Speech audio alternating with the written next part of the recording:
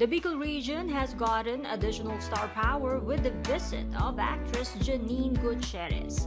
Gutierrez had her Instagram followers guessing by posting these photos.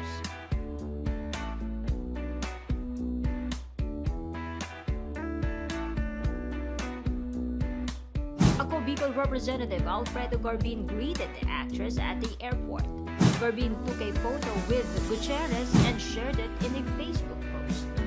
Garbin said the actress will be in Legazpi and Sorsogon to shoot a Netflix movie.